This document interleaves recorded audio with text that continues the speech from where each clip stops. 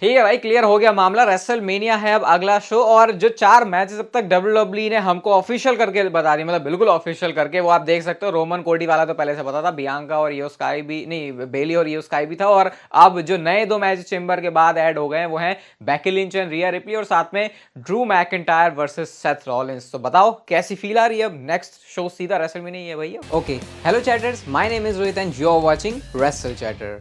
Welcome है guys आपका voice of wrestling के एक और नए एपिसोड में। पहला एपिसोड है एलिमिनेशन चेंबर के बाद का, कल चैनल पे चेंबर कवर कर लिया था, तो आई होप आपने उस जो कल वाली वीडियो रात वाली उसको देख लिया होगा। अब ड्रू मैकिंटायर एलिमिनेशन चेंबर जीते, तो अब इसके बाद उन्होंने अपने ट्विटर अकाउंट पे क्या ट्वीट किया वो आप देख सकते हो, जहां पर वो लिखते हैं द सेवियर ऑफ रेसलमेनिया, यानी ड्रू मैकिंटायर खुद को क्लेम कर रहे हैं कि उन्होंने इस साल की रेसलमेनिया को बचा लिया है। एंड आई थिंक इसके पीछे उन्होंने सिंपल सा जो रीजन वो देना चाह रहे हैं वो है क्योंकि सीएम पंक को वो मॉक करते ही रहते हैं। अब सीएम पंक और सेथ रॉलिंस का ओरिजिनली मैच होना था, सीएम पंक इंजर्ड हो गए, अब वो कर नहीं सकते, तो ड्रू मैकिंटायर इस तरीके से रिएक्ट कर रहे हैं। पर्सनली मैं बहुत खुश हूं ड्रू मैकिंटायर के इस मूवमेंट के लिए, क्योंकि ये डिजर्विंग उनका स्पॉट था, और अब जब वो रेसलमेनिया में सेथ रॉलिंस को फेस करेंगे भाई साहब, तो शायद हो सकता है ड्रू मैकिंटायर को अपना जो क्राउड के सामने मूवमेंट है वो भी मिल जाए। नेक्स्ट चीज है रोमन रेंस के बारे में, तो बहुत सारे लोगों ने एक्सपेक्टेशन रखी थी रोमन रेंस एंड रॉक के आने की। भाई पहले ही आपको हर बार डिस्क्लेमर दिया था मैंने कि ज्यादा मत सोचना वरना मजा आपका खराब हो सकता है। तो जिसने रोमन रेंस और रॉक का सोचा था उसका शायद क्या 100% एलिमिनेशन चेंबर का मजा खराब हुआ है।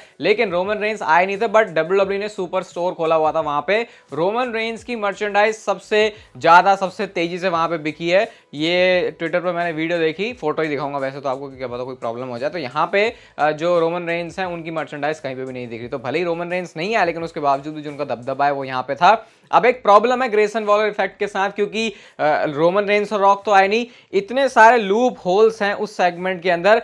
ये समझ लो कि अगर आपको वो सेगमेंट पसंद नहीं आया, बिल्कुल तगड़ा वाला रोस्ट ही मार दिया है उसका। रेटिंग वाला एपिसोड एलिमिनेशन चेंबर का आगे हर एक मैच की रेटिंग, तो आप लोग डिस्क्रिप्शन जाके सुन सकते हो। स्पेशली ये ग्रेसन वॉलर इफेक्ट के बारे में तो बहुत अच्छे से बात की, ज्यादा कुछ स्पॉयलर्स नहीं दूंगा। वहां पे 25 मिनट का एपिसोड है, आराम से जाके मजे से सुनना, और हमारी एलिमिनेशन चेंबर की रेटिंग क्या है वो भी आपको पता चल जाएगी। सोच की हंसी आ रही है भाई, तो डिस्क्रिप्शन जाके आप लोग उसको जाके सुन सकते हो। हम चलते हैं अपनी अगली स्टोरी की तरफ, और डब्ल्यूडब्ल्यूई ने बताया कि जो अटेंडेंस है वो कितनी थी एलिमिनेशन चेंबर की, तो ट्रिपल एच ने आगे खुद ही बता दिया था। ये डब्ल्यूडब्ल्यूई ने बताई 52,590, 52,590। तो ये वैसे शुरू में एक्सपेक्ट कर रहे थे 70,000 के आसपास होगी, वैसे तो नंबर्स नहीं है ये, और 50,000, लेकिन कोई कम नहीं है भाई। ये रॉयल रंबल नहीं है कोई, ये रेसलमेनिया नहीं है, ये कोई सर्वाइवर सीरीज नहीं है, ये सिर्फ एलिमिनेशन चेंबर है। अब डब्ल्यूडब्ल्यूई इसको बिग शो वाली फील दे रही है हर साल, तो अब एक्सपेक्ट करेंगे कि डब्ल्यूडब्ल्यूई के नंबर्स जो है अटेंडेंस वाले 50,000 तो भाई बहुत ज्यादा हो जाते हैं। वो देखा नहीं स्टेडियम भाई, पूरा फील ही अलग आ रही थी उसकी, और इसीलिए डब्ल्यूडब्ल्यूई ने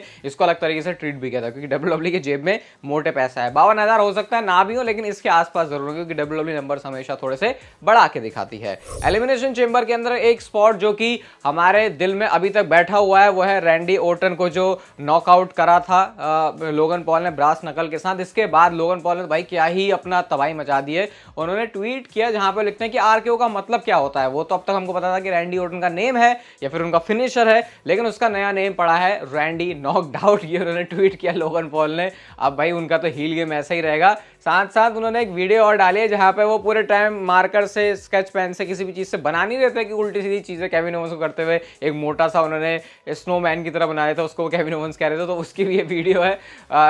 साथ में लिख रहे हैं कि केविन ओवंस को मेरे जो डूडल्स है वो पसंद नहीं आए। एंड देन एक और ट्वीट है उनका जहां पे वो बता रहे हैं कि हाउ इट स्टार्टेड और अब कैसा चल रहा है जो मैंने बजाया है रैंडी ओर्टन को। तो अभी रैंडी ओर्टन की जो सिचुएशन है उसके ऊपर क्या कहना है, क्या वो उनको प्रॉब्लम हो गई है? तो भाई देखो, ऐसे ज्यादा टेंशन आपको लेने की जरूरत नहीं है। कल इंस्टाग्राम पे मैंने पूरा लाइव ही किया था, उस टाइम पे भी मैं बोल ही रहा था कि भाई रैंडी ओर्टन इस चीज को सेल ही कर रहे हैं, तो ऐसा इंजरी वाला उनके साथ कोई मसला नहीं है भाई। आगे जाके आपको जो प्रॉब्लम है वो इवन लोगन पॉल के लिए दिखेगी, क्योंकि अब उन्होंने रैंडी ओर्टन से पंगा ले लिया है। हम चलते हैं अपनी अगली स्टोरी की तरफ, और कोडी रोड्स अपने ग्रेसन वॉलर इफेक्ट में एक ऐसी बात बोलने जा रहे थे, और मुझे बहुत खुशी हुई है जान के कि डब्ल्यूडब्ल्यूई ने उस चीज को पीछे नहीं छोड़ा है। वो बोलने जा रहे थे कि उन्होंने क्यों पहले स्टेप आउट किया रोमन रेंस वाले रेसलमेनिया के मैच से, और दोबारा से वो फिर क्यों आए, फिर उन्होंने मना ही क्यों किया। अब इस एक्सप्लेनेशन को ग्रेसन वॉलर इफेक्ट में दे रहे थे, लेकिन उन्होंने दिया नहीं उसके बाद। तो अब मैं ऐसा मान रहा हूं कि शायद डब्ल्यूडब्ल्यूई कोडी रोड्स को रॉ में या फिर स्मैकडाउन में कहीं तो ऐसा आने वाली, क्योंकि अभी एक ऐसी चीज है जो अगर डब्ल्यूडब्ल्यूई एक्सप्लेन नहीं करती तो भाई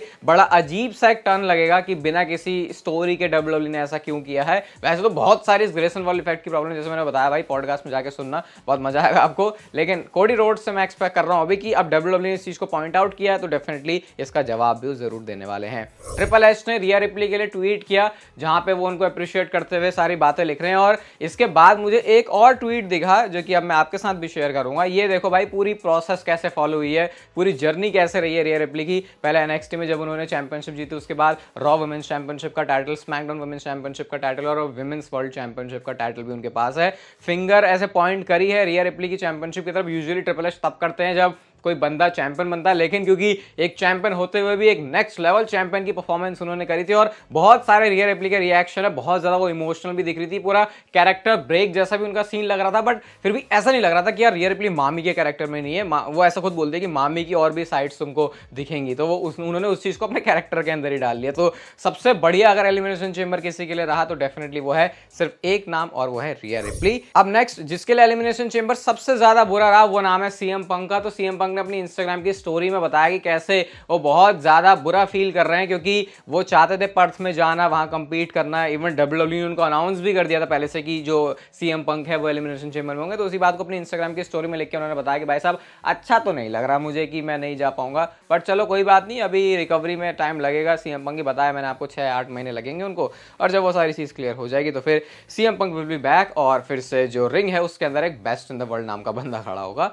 ब्रॉन्सन रीड के बारे में मैं आपको कुछ बड़ी इंटरेस्टिंग चीजें बताता हूं जो कि बताती हैं कि कैसे WWE ने भी उनके लिए पूरी डेडिकेशन दिखाई थी एलिमिनेशन चेंबर के शो के लिए। सबसे पहले तो ब्रॉन्सन रीड ने अपना पूरा डिस्क्लोजर दिया यहाँ पे कि वो होने वाले थे शो में, लेकिन क्योंकि उन्होंने वेलकम किया अपने बेबी को इस वर्ल्ड में तो इसकी वजह से उनको जो अपनी ड्यूटीज है वो फुलफिल नहीं कर पाए। उनको अपनी जो सबसे इंपॉर्टेंट ड्यूटी है उसको फुलफिल करना था। और साथ में वो बताते हैं ट्रिपल एच जो भी मुझे जैसे उन्होंने गाइड किया, ट्रिपल एच ने इसके ऊपर रिएक्ट भी किया और वो बोलते हैं कि तुम वहीं पर थे जहां पे तुम्हें होने की जरूरत है। और वो कहते हैं कि वो कैसे ब्रॉन्सन रीड के लिए बहुत ज्यादा प्राउड है। अब आपको लग रहा होगा कि अच्छा ब्रॉन्सन रीड आने वाले थे एलिमिनेशन चेंबर में, तो मतलब कि एलिमिनेशन चेंबर के चेंबर वाले मैच में होते, लेकिन प्लान्स कुछ और ही थे। सेथ रॉलिंस के साथ WWE शेड्यूल कर रही थी ब्रॉन्सन रीड को कि वो एक वर्ल्ड चैंपियनशिप मैच उनको देंगे, Seth Rollins versus Bronson read eight elimination chamber. और ब्रॉन्सन रीड ऑस्ट्रेलिया, अरे ये तो बताया नहीं मैं ऑस्ट्रेलिया के, इसीलिए ये सब हो रहा था, पता होगा वैसे आपको, पिछली वीडियो में मैंने आपको बता दिया था। तो ये बड़ा प्लान था भाई, लेकिन चलो कोई बात नहीं भाई, ब्रॉन्सन रीड के लिए दूसरी जो चीज थी वो ज्यादा इंपॉर्टेंट है, तो अच्छी बात भी है। बट ये एक बहुत बड़ा मौका मिस होने वाली बात होगी। सोचो कितना ज्यादा वो उतने टाइम सोच रहे थे कि ऑस्ट्रेलिया में शो हो, लेकिन जब होने की बारी आई तो फिर उनके लिए जो चीजें वो थोड़ी सी चेंज हो गई। अभी कोई बात नहीं, नेक्स्ट टाइम जब आएंगे तो ट्रिपल एच दिल रखने वाले इंसान है, कर देंगे कुछ ना कुछ ब्रॉन्सन रीड के लिए। नेक्स्ट बात करते हैं हम एजे स्टाइल्स और एले नाइट के बारे में। तो अभी आपको पता है एजे स्टाइल्स ने कैसे एले नाइट को आके जो है धो दिया था, और अब उन्होंने प्रॉब्लम्स खड़ी कर ली हैं खुद के लिए भी, शायद एले नाइट के लिए ज्यादा बड़ी प्रॉब्लम है वो तो आगे पता चलेगा। लेकिन एजे स्टाइल्स ने क्या रिएक्ट किया इसके ऊपर, वो WWE ने बाद में वीडियो शेयर की। यहाँ पे खुद एजे स्टाइल्स बता रहे हैं भाई कि तूने उस बंदे से पंगा लिया जिससे तुझे पंगा नहीं लेना चाहिए था, और मुझे तो इस पॉइंट में फर्क भी नहीं पड़ता जीतने या हारने से, बस मुझे हर उस बंदे को हर्ट करना है, ना सिर्फ एले नाइट को जो कि मेरे रास्ते में आता है, क्योंकि मैं हूं एजे स्टाइल्स। ऐसा करके उन्होंने जो है मजाक भी उड़ा दिया एले नाइट का। तो यहाँ से क्लियरली जो है एक फ्यूड और एक डायरेक्शन की तरफ आगे जा रहे हैं, एक दूसरे की जान ले लेंगे भाई ये रेसलमेनिया जाते जाते, क्योंकि एले नाइट भी इस चीज को आसानी से नहीं छोड़ने वाला कि जब मैं जीतने वाला था मैच, शायद मैं इस मैच को जीत सकता था, ये बंदा मेरे बीच में आ गया। फिन बैलर का भी एक ट्वीट है, जजमेंट डे का जो मैच था न्यू कैच रिपब्लिक के साथ, वहां पे अंगूठे की ऐसी तैसी उन्होंने कर दी थी, वो विजिबली दिख भी रहा था। तो फिन बैलर ने रिएक्ट किया कि मैंने ये चीज लिखी है, I typed this with one thumb, मतलब वो एक अपना जो अंगूठा है उसको खो ही चुके हैं। यार देखने में ही वो कितना अटपटा सा लगता है ना, बिल्कुल ऐसे जो है हाथ है उसको बिल्कुल ऐसे अंगूठे को ऐसे तोड़ मरोड़ रहे होते हैं। बुच या पीट डन बोलना चाहिए, बुच क्यों बोल रहा हूँ, बुच तो बहुत पुराना नाम हो गया भाई। तो ये फिन बैलर ने ट्वीट किया था। अभी जितनी इंप्रेसिव परफॉर्मेंस है मुझे लगता है कि फ्यूचर में टैग टीम चैंपियंस तो definitely New Catch Republic, Tyler Bate और पीट डन बनने वाले हैं। सेथ रॉलिंस ने ट्वीट भी किया अपनी पत्नी के लिए, बैकी लिंच के लिए। सेथ फ्रिकन रॉलिंस तो हम जानते ही हैं, अब यहाँ पे बैकी फ्रिकन लिंच भी बन चुकी हैं। बैकी लिंच, बैकी फ्रिकन रॉलिंस बोलने वाला था मैं, लेकिन बैकी फ्रिकन लिंच हैं। और उन्होंने ये बताया कि वो कितना ज़्यादा खुश हैं अपनी बीवी की परफॉर्मेंस से जो उन्होंने चेंबर में डिलीवर किया, क्योंकि चेंबर मैच में जीती भी है, तो ये सिर्फ उन्होंने अप्रिशिएट किया था। बट इससे इंपॉर्टेंट चीज़ और है जो सेथ रॉलिंस के ट्विटर अकाउंट पर ही आती है। अब जब ग्रेसन वॉलर ने एक्नॉलेज करने के लिए बोला था रोमन रेंस को, पीछे सबने हाथ उठाया, बहुत सारे लोगों ने उठाया, और मैंने भी पहली नजर में ऐसा देखा कि सेथ रॉलिंस ने एक्नॉलेज किया, लेकिन सेथ रॉलिंस ने एक्नॉलेज नहीं किया था। उन्होंने ये वाली उंगली की बजाय अपनी ये वाली जो उंगली है उसको निकाला, क्योंकि उन्होंने उस तरीके से नहीं किया जैसे इस फिंगर को दिखाया जाता, तो वो नोटिस नहीं हुआ। तो सेथ रॉलिंस के लिए किसी ने ट्वीट किया था कि सेथ रॉलिंस ने एक्नॉलेज नहीं किया, उसमें तो भैया अपनी जो मिडिल फिंगर है उसको उठाया, तो सेथ रॉलिंस ने उसको कोट करते हुए ऐसे वाली इमोजी लगाई। अब उस पॉइंट में मुझे लगा सेथ एक्नॉलेज कर रहा, कहीं ऐसा तो नहीं कि ये भी धोखा दे देगा कोडी रोड्स को, जो कि हम रूमर सुन भी रहे हैं, लेकिन एक्नॉलेज तो उन्होंने किया, लेकिन कौन सी उंगली उठा के किया उस चीज की अब आपको जो है क्लैरिटी मिल गई होगी। स्क्रीन पर अभी आपको पॉडकास्ट एपिसोड दिख रहा होगा, जाके रेटिंग भी जान लेना और सब कुछ ग्रेसन वाले इफेक्ट के बारे में जो हमने बात की है। ये वीडियो गाइस अगर आपको अच्छी लगी तो इसे like share subscribe notification bell को ऑन कर दो, तब तक आप जिंदगी के मजे लो, वरना जिंदगी आपसे मुझे ले लेगी।